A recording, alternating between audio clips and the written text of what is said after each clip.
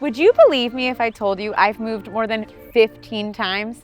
I've lived in New York City, Denver, and in just about every neighborhood in Miami. But out of everywhere I've lived here, my favorite memories are right here on these streets where I learned how to ride a bike and I grew up.